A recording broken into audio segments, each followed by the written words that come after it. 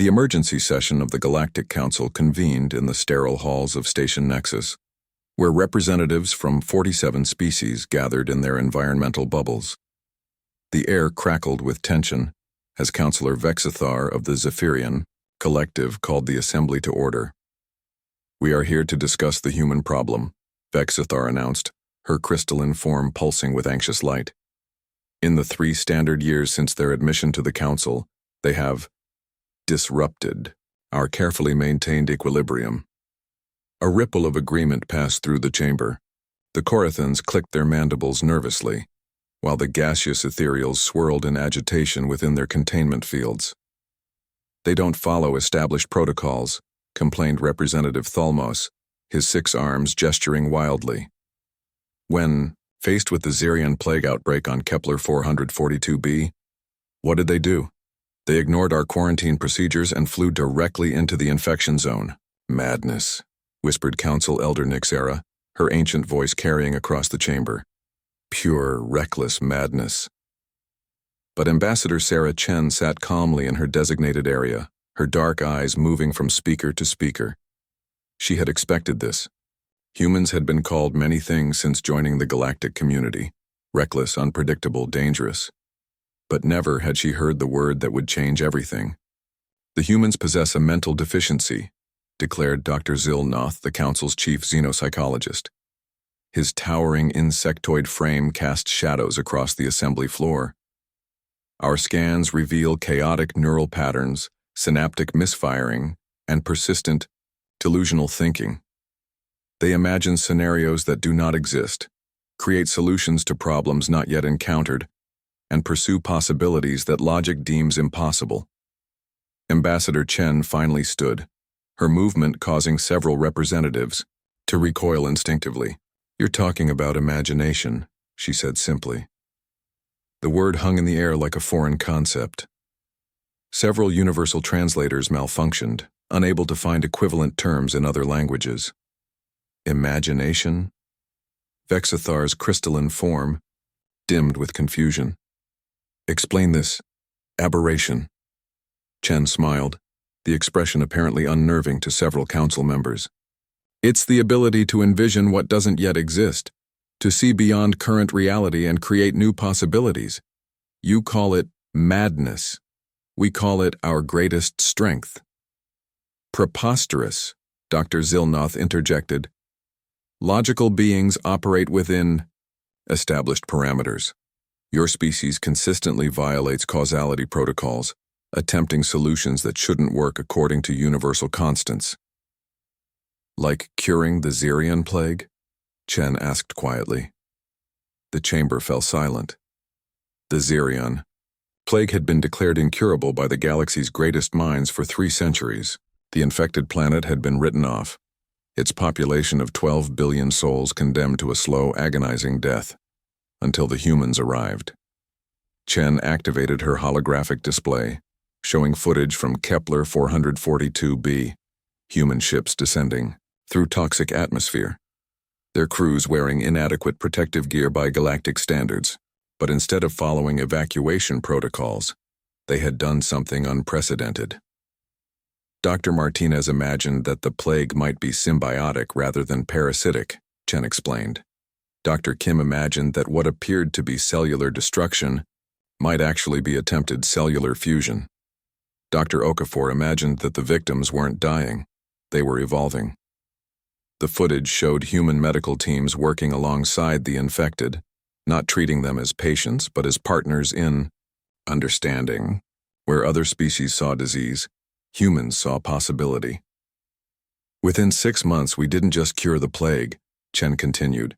"We transformed it into the galaxy's most powerful medical enhancement. The people of Kepler 442b now have lifespans exceeding 300 standard years and immunity to 847 known diseases." Nervous chittering erupted throughout the chamber. That's impossible," stammered Councillor Vexthar. "Our scientists studied that plague for centuries." "Your scientists studied what was," Chen replied. "Humans imagine what could be." Elder Nixara leaned forward, her ancient eyes focusing on the human ambassador. You're saying this mental deficiency, this imagination, is intentional. Not deficiency, gift. Chen's voice carried across the chamber. When the hegemony blockaded the Tau Ceti system, your strategic computers calculated a 0.003% chance of successful evacuation. Logical analysis suggested surrender, but Captain Rodriguez imagined a different outcome. Another hologram appeared, showing a human fleet approaching the massive hegemony blockade. The human ships were outnumbered 50-1, outgunned, and clearly outclassed. Logic dictated annihilation. Instead, the footage showed something that made several council members gasp in disbelief. The human ships began broadcasting music. Not military transmissions or surrender terms, but ancient earth compositions. Bach, Mozart, Beethoven. The mathematical perfection of human classical music crashed across hegemony communication networks like a virus of beauty. The hegemony had never encountered music, Chen explained. Their society valued only efficiency and logic. When their crews heard Symphony No. 9 for the first time, productivity dropped to 0. They couldn't focus on weapon systems because they were too busy trying to understand why humans would create something purely for emotional impact. The evacuation had been completed while the entire hegemony fleet sat paralyzed, listening to humanity's musical heritage. The hegemony collective still broadcasts our music, Chen added with a slight smile. They've added aesthetic appreciation to their core programming. War became inefficient when beauty was a factor. Dr. Zilnoth's chitinous plates rattled with agitation. This is exactly what we fear.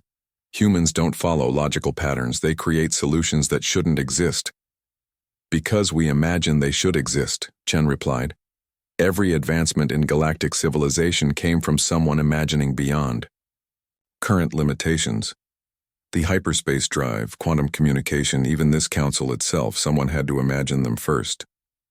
Councillor Vexthar's crystalline form pulsed rapidly. But imagination is unpredictable, dangerous. What if you imagine something catastrophic? Chen's expression grew serious. Then we imagine ways to fix it. That's what humans do. We don't see problems as permanent fixtures. We see them as puzzles waiting for solutions that don't exist yet. A new voice spoke from the chamber's highest gallery. Ancient, rarely heard, it belonged to the council's founding member, a being so old that its species name had been forgotten. In my youth, the entity said, I witnessed the birth of 1,000 civilizations. Each reached a point where logic declared their progress complete. Only one species consistently exceeded those boundaries. The presence focused on Chen. They called themselves dreamers, visionaries, mad inventors. The chamber held its breath. They imagined impossible things and made them real.